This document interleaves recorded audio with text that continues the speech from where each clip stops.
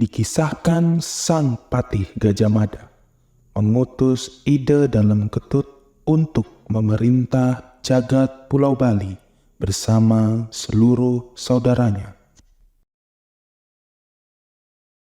Diiringilah perjalanan Ide Dalam Ketut bersama seorang keturunan prajurit sejati.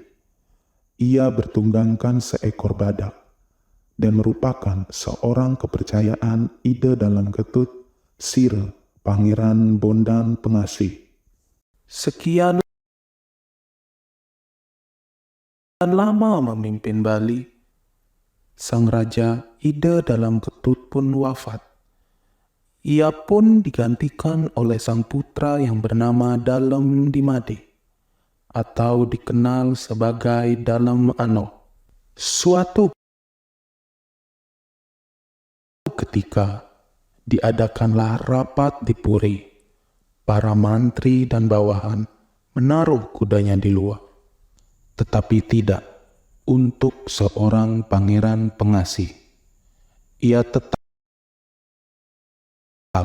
membawa badak tunggangannya masuk ke dalam kori agung, dan barulah turun di hadapan Ide Dalam Ano. Ketidaksopanannya membuat para mantri tidak menyukai dan malu melihat perilaku sang pangeran pengasih. Tetapi semua mantri tutup mulut karena tidak ada yang berani dengannya. Ki Pase adalah pemimpin di keluarga besarnya. Ia menghadap pada Ide Dalam Ano untuk memohon agar kasta pangeran pengasih diturunkan karena semua ketidakpantasan perilakunya. Sebutnya bahwa perilaku pangeran pengasih menyebabkan kebijaksanaan dan kewibawaan Ide Dalam Anom menghilang. Ide Dalam Anom pun setuju akan permohonannya, tetapi beliau tidak berani untuk memberitahu pangeran pengasih. Ia sangat tangguh dan sakti, serta tidak pernah kurang rasa hormat dan setia. Ki Pase Bendesa pun mengutarakan pendapat lain, bahwa Sagung Kamasan sudah kalah berperang melawan Gusti Batu Tumpeng. Sampai saat ini tidak ada yang bisa mengalahkan Gusti Batu Tumpeng. Bagaimana jika Ide Dalam Anom mengutus sang pangeran pengasih untuk berperang melawan Gusti Batu Tumpeng di desa Kekeran? Wajah sang Ide Dalam Anom pun menunjukkan raut setuju akan pernyataan Ki Pase Bendesa. Sang Raja Ide Dalam Anom pun mengutus pangeran pengasih. Pergilah ke barat menuju desa Kekeran, bunuh I Gusti Batu Tumpeng, dan bawakan rajamu ini kemenangan. Sebutnya, sang raja memberitahu bahwa ia mempunyai wilayah yang bernama Karang Dalam, dan di sanalah pangeran pengasih akan tinggal. Sang pangeran pengasih pun bertutur bahwa dari keturunan Arya Lembuwong Ateleng tidak pernah berpisah dengan Paduka Dalem. Tanpa panjang lebar, sang pangeran pengasih pun menerima dan melaksanakan perintah dari sang raja. Nah, ini cerita sampai di Karang Dalam. Pertama beliau itu membangun periangan yang sekarang itu namanya Puro Dalam Kebon. Itu penganyat. Nah, penganyat adalah untuk ke Majapahit, benar. Kalau lontar, Puro Dalam Kebon itu adalah penganyatnya ke Majapahit. Itu leluhur saya yang bangun, Bondan Pengasih yang bangun. Gitu. Nah, terus setelah ada pura di sana, nah pertama kan ya pura kecil dulu lah, Pura Lumbung gitu. Ada kemudian tempat untuk membuat karena banyak orang prajurit 400 orang itu, makanya harus ada makanan. Maka adalah buatkan makanan di Banjar Bernasi sekarang, dibuatlah bedeng-bedeng untuk tidur di Banjar tempat kerap sekarang. Nah kemudian beliau juga membawa pelinggihan, dari sekarang kendaraan ya, kendaraan pelinggihan, kendaraan badak, bintang badak itu kesayangan. Itu kendaraan pelinggihan beliau, bintang badak, dan badak ini sangat paham, ngerti, tunduk, hormat pada ibondan pengasih, Gustinnya nih istilahnya. Tunduk baik sekali, apapun tidak akan mau. Nah kemudian dibuatkanlah kandang di Mugyar Gunung, kemudian ada tempatnya Mekipuhan di Mokepuh, tempat mandi badak di Mokepuh dibuatkan itu. Kemudian tempat-tempat lain, tempat untuk mencari rumputnya ada lengkap semua disediakan. Kemudian karena ditugasnya meperang, maka dibuatlah senjata.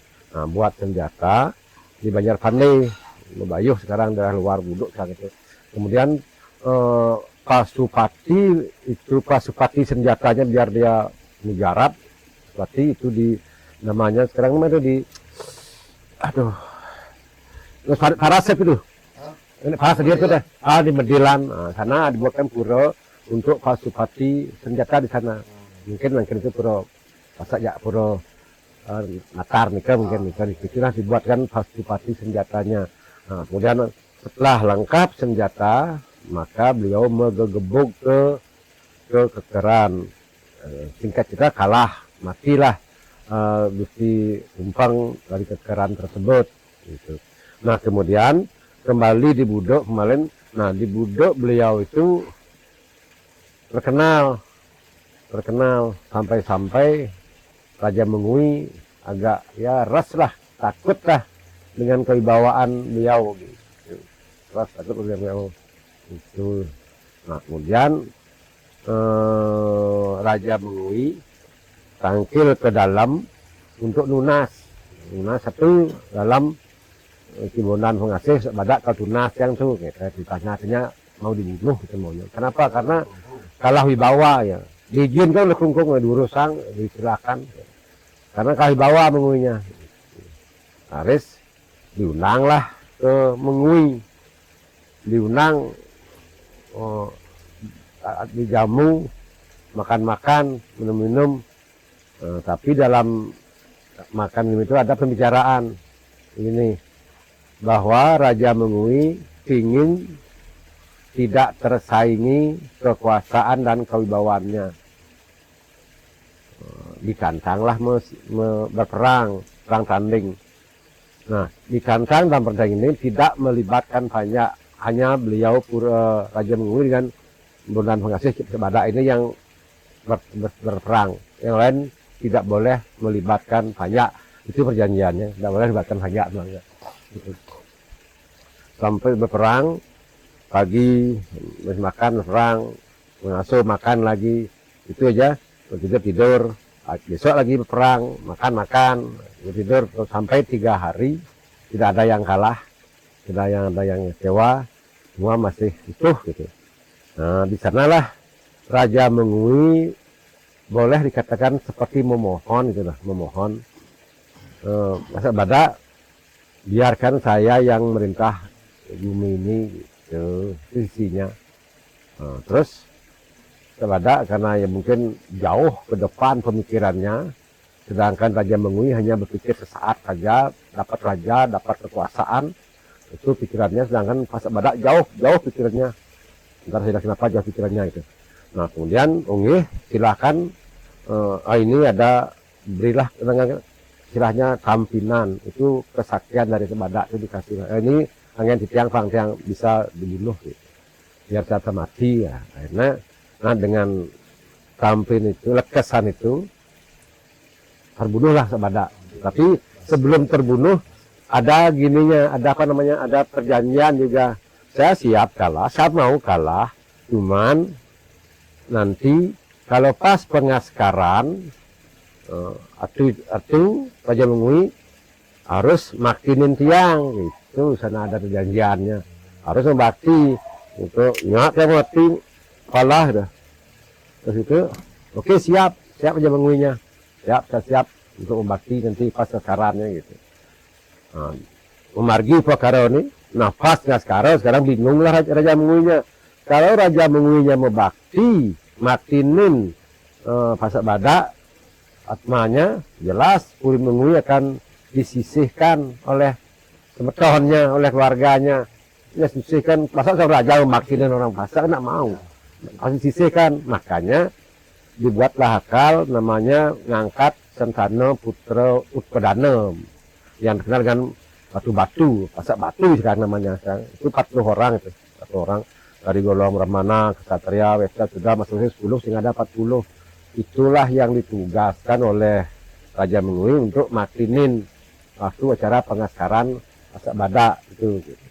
Kemudian tambahan lagi perjanjian bahwa nanti atmanya pasak badak disekanakan, dibuatkan tempat di Pura Taman Ayun yang paling selatan itu. Itu memang sampai sekarang kita, kami selaku terahannya tetap membakti di sana. Nah, di sanalah Linggih beliau waktu di kalah dalam Yuda untuk dalam perang, kemudian setelah upacaranya. Nah, kemudian selanjutnya untuk pasak batu-batu ini karena putra angkat lah istilahnya, putra Utpadana istilahnya, putra yang lahir dari pacara gitu. Nah, itu yang menjadi tangan kanan dicuri sampai sekarang, makanya apa pun harus lewat itu gitu. Nah, kemudian karena mengalah pasak badaknya oleh mengalah untuk Raja Mengui. Tidak banyaknya setelah kalah ini banyak Mengui nyerbulah ke sini. Padahal perjanjian awalnya hanya pasak badak sama Raja Mengui tidak memberikan banyak. Kenyataannya setelah selesai perang itu, selesai upacara, banyak Mengui mai menyerbu, dia bukan menyerbu lagi namanya, ngambil ngerampas, ngambil barang apa barang gitu. Kalau saja kan takut orang-orang anak buahnya pasak badak yang ada di Burung takut semua lari banyak kemana sampai Canggur Titi, sampai Basangbe, sampai Yatiluwe, sampai di Demayu, di sana sampai sana larinya, jauh-jauh larinya tuh. Jadi sehingga boleh katakan ini kosong di sini karena lari semua. Ya, mungkin hanya beberapa saja atau mungkin ada yang balik lagi gitu. Terus kami ini kan orang-orang balik ya, yang lain tidak langsung tetap jauh tetap. Ada yang bawa pustaka, jadi kan kayak di Pura Pengastulan Sangbe ini kan ini biasa aja. Sini sana Pengastulan. Nah kalau di yang lain-lainnya jauh lagi. Nah kemudian karena dikatakan tadi, kenapa saya katakan tadi pasak badaknya mau mengalah untuk masa depan, sedangkan Puri Menguinya mau menang untuk sesaat saja. Nah buktinya sampai sekarang itu Puri Mengui nggak berani dia. Itu nggak berani dia, itu makanya masa depan dipikirkan badak itu. Dia mengalah tapi selamanya akan dikenang bahwa dia itu mengalah untuk kebaikan dan tidak masih tetap dihormati oleh Puri Mengui. Nggak berani macam Puri Menguinya dengan itu gitu. Walaupun ya istilahnya merasa menang tapi nggak berani juga gitu. Kemudian sama juga pedarman kami kan di Puri Mengui pedarman kami gitu. Nah kemudian adanya terus di Gunung. Nah itu kalau dilontarkan bahwa itu adalah ingon-ingon atau kendaraan badak itu di sana dimakamkan di Pura Awis itu. Kalau badaknya kan dibuat di Pura Ayun, sedangkan badaknya di Lod itu yang kami sungsung sekarang. Gitu. Jadi kami nyungsung di Lod di Gunung itu suatu pemakaman badaknya. Di Mengui itu suatu tanah beliau yang terakhirnya di Linggih Sikro di Taman Ayun itu, yaitu Bamsi. Nah itu yang singkatnya. Nah untuk itu mungkin kalau nama Budok mungkin diambil dalam badak mungkin karena dekerip badak Budok gitu mungkin. Tapi yang jelas dulu waktu Kibondan Pengasih itu ke sini namanya badak namanya. Nah kemudian kenapa menjadi pasak gitu loh, menjadi pasak? Karena belajar gini dari Pura Kebon Manguluan ke Pasekan itu mempunyai makna banyak itu. ngulon ngauhan dari Pulau Bakebon ngauhan ke Banjar Pasakan boleh diartikan mengulon sama dengan daksino sama dengan kebianan kesod gitu.